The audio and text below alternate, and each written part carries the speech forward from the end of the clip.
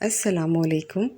रोज़ाना सबक आमोज़ कहानियाँ और वाक़यात सुनने के लिए चैनल को सब्सक्राइब कर लें। मुझे जामे मस्जिद के इमाम साहब ने कॉल की और बताया कि कल जब वो नमाज ज़ोहर के लिए पहुँचे तो मौज़न एक बच्चे को डांट रहा था, जबकि कुछ नमाजी भी पास खड़े थे। बज़ाहिर वो भी गुस्से में नज़र आ रहे थे।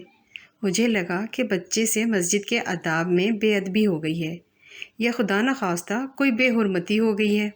इसी वजह से ये लोग बच्चे को डांट पिला रहे हैं। मगर मुझे ये देखकर इंतहाई अफसोस हुआ कि माह रमज़ान में रोज़े की हालत में भी हम लोग बर्दाश्त बिल्कुल नहीं रखते। खैर, मैंने आगे बढ़कर मौज़न को खामोश करवाया, नरमी से बच्चे को गले लगाया और अपने साथ नमाज अदा करने को कहा और 4 रकात सुन्नत की नीयत बांध ली। जब सलाम फेरा तो बच्चा भी सुन्नतें अदा करके फ़ारिग हो चुका था। मैंने मुसल्ला संभाला और फ़राइज़ की जमात की इमामत शुरू कर दी। जमात करवाने के बाद बाकी नमाज मुकम्मल की। तब तक अक्सर नमाजी नमाज मुकम्मल कर चुके थे। मेरी ख्वाहिश थी कि किसी तरह बच्चा उन नमाजियों से पहले निकल जाए, ताकि मैं बच्चे की मौजूदगी में उसकी गलती पूछकर उसके लिए बाइस शर्मिंदगी ना बनूं। मगर ना तो बच्चा मस्जिद से बाहर गया और ना ही नमाजी फ़ारिग होकर घरों के लिए निकले। शायद दोनों फरीक मेरे फ़ैसले के मुंतज़िर थे। मैंने बच्चे को पास बुलाया, इंतहाई शफ़क़त से उसके सर पर हाथ फेरा और पूछा, बेटा, आपको ये बुज़ुर्ग क्यों डांट रहे थे? बच्चे से पहले गुस्से से लाल पीले होते मौज़िन साहब ने जवाब देने की कोशिश की, तो मैंने उनको खामोश करवा दिया और बच्चे को जवाब देने का कहा। तो उसने बताया कि मौलवी साहब, कल रोज़े की अफ्तारी के वक्त घर पर चीनी ना होने की वजह से मेरी वालदा साहिबा मीठा पानी नहीं बना सकीं। वालिद साहब रोज़ी की हालत में मज़दूरी करके घर पहुँचे तो उनको सख्त प्यास लगी थी। उसी दौरान रोज़ा अफ्तार का वक्त हो गया। मेरी वालदा साहिबा ने नमक और सादा पानी सामने रखा। जब मेरे वालिद साहब ने सादा पानी देखा तो जग मेरी तरफ वालदा साहिबा के सर पर दे मारा।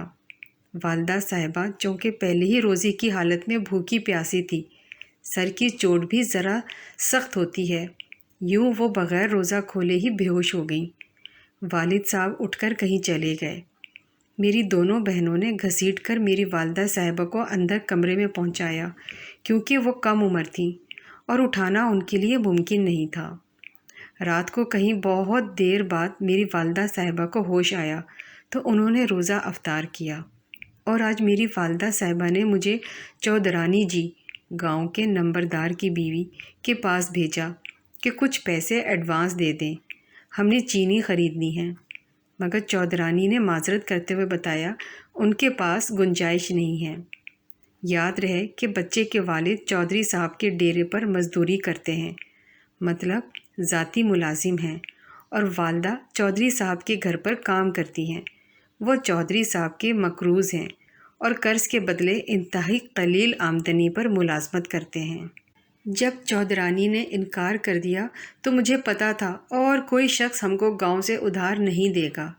लिहाजा मैंने अपनी वालदा को अपने वालिद की मार से बचाने की खातिर मस्जिद के गुल्ले से पैसे निकालने चाहे। मैं अभी कोशिश कर ही रहा था कि मौज़िन साहब पहुंच गए और उन्होंने पकड़ लिया। मुझे थप्पड़ भी मारे हैं और बिठा भी लिया है। कहते हैं कि तुम पहले भी मस्जिद के पैसे चोरी करते हो, तुमको कमेटी के सामने पेश करना है। और सब लोग आ गए तो मुझे डांट रहे थे। किसी ने वजह नहीं पूछी सिवाय आपके। मौलवी साहब ने बताया कि जब मैं जमात करवाने के लिए पहुंचा तो लोग बच्चे को डांट रहे थे। मैंने उन सबको खामोश करवाया और नमाज पढ़ाकर उनकी बात सुननी शुरू कर दी। जब बच्चे की बात मुकम्मल हो गई तो मैंने मस्जिद की कमेटी और मौज़िन की तरफ देखा।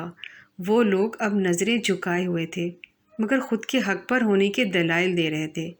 कोई कहता चोरी करना हर हाल में जुर्म है, कोई कहता बच्चा झूठ बोलता है, और कोई कहता मस्जिद का पैसा किसी और काम में नहीं लगा सकते, वग़ैरह वग़ैरह। मैंने बच्चे की बात की तस्दीक के लिए उसके घर अपनी बीवी को भेजा। पता चला बच्चे की बात बिल्कुल दुरुस्त थी। मैंने घर में पड़े हुए राशन को 2 हिस्सों में तकसीम किया, सिवाय चीनी के। बाकी घर का आधा राशन اور ساری چینی اس بچے کے گھر بھجوا دی تاکہ روزی کی حالت میں اس کی ماں کو شوہر کا تشدد نہ سہنا پڑے۔ میں چاہتا ہوں کہ اگر ممکن ہو تو بچے کے لیے تم بھی کچھ مالی تعاون کر دو یا کسی سے کہہ کر کروا دو۔ امام صاحب کی بات مکمل ہوئی اور میں ویڈیو کال پر ان کا پر نور چہرہ غور سے دیکھتے ہوئے سوچ رہا تھا کہ پتہ نہیں اللہ تعالیٰ نے امام صاحب کا بھرم رکھنے کے لیے کسی کو وسیلہ بنائے گا یا نہیں۔ اتنی دیر میں ان کی معصوم بچی جس کی عمر 6-7 سال ہوگی اس کو روٹی پر بلانے کے لیے آئی، جس نے بوسیدہ کپڑے پہن رکھے تھے اور چھوٹا سا دوپٹہ زیب تن کر رکھا تھا۔ میں نے جب بچی کی حالت دیکھی تو سوچا کہ امام صاحب اس حالت میں بھی گھر کا آدھا راشن بچے کے لیے دے سکتے ہیں تو میں کیوں نہیں۔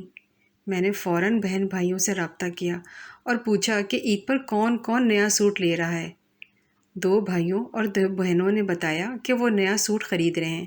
میں نے ان کو منع کیا اور وہ پیسے والد صاحب کے ذریعے امام مسجد تک پہنچا دیے، ساتھ ہی گھر کا آدھا راشن بھی دے دیا۔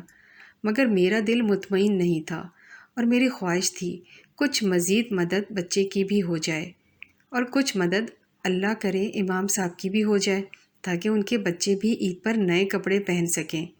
مجھے اور تو کوئی صورت نظر نہ آئی۔ میں نے اللہ تعالیٰ سے دعا کے ذریعے مدد مانگنے کا سوچا اور دعا کے لیے جو ہی ہاتھ اٹھائے تو میرے دماغ میں بچے کی کہانی اور امام صاحب کی معصوم بیٹی کا چہرہ آ گیا۔ میرے آنسو بہن نکلے اور میں بغیر دعا مکمل کیے اٹھ کھڑا۔ مجھ سے حوصلہ ہی نہیں ہو رہا تھا کہ میں اللہ تعالیٰ کے سامنے اپنی التجا رکھ سکوں، مگر کہتے ہیں نا کہ اللہ تعالیٰ دلوں کے بھید خوب جانتا ہے۔ اللہ تعالیٰ نے میرے دل میں موجود دعا سن لی اور جو میں زبان پر لا بھی نہیں سکا۔ میری ایک قاریہ جو کہ لندن میں مقیم ہے مجھے 20,000 روپے بھیج دیے، یہ کہہ کے کہ میں کسی سفید پوش گھرانے کی مدد کر سکوں۔ میں نے ان پیسوں سے 15,000 روپے کا راشن لے کر بچے کے گھر پہنچا دیا تاکہ باقی ماندہ رمضان میں اس کی والدہ صاحبہ کو اس وجہ سے مار نہ کھانی پڑے کہ گھر میں میٹھا پانی کیوں نہیں بنا۔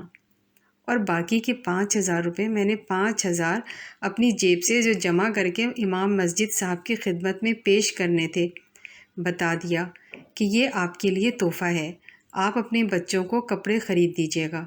ساتھ ہی امام صاحب کو بتا دیا کہ یہ پیسے قاریہ صاحبہ کی طرف سے ہیں، آپ قبول کیجئے۔ انہوں نے محترمہ قاریہ صاحب کا نام سن کر انکار کیا تاکہ عزت نفس مجروح نہ ہو، تو میں نے کہا کہ پریشان نہ ہوں، آپ کی سفید پوشی کا بھرم قائم رہے گا کیونکہ یہ بات آپ کے اور میرے درمیان ہے، اس کا تیسرا ہمراز فقط اللہ تعالیٰ ہے اور کوئی نہیں، آپ پیسے رکھ لیجئے۔ انہوں نے پیسے قبول فرما لیے اور میری قاریہ صاحبہ کو ہزاروں لاکھوں دعائیں دے ڈالیں۔ اس کہانی کے ذریعے قارئین کرام سے کہنا چاہوں گی کہ اس بار عید خوشیوں میں اپنے امام مسجد کو بھی یاد رکھیں، یہ بھی معاشرے کے سفید پوش طبقے میں سے ہیں۔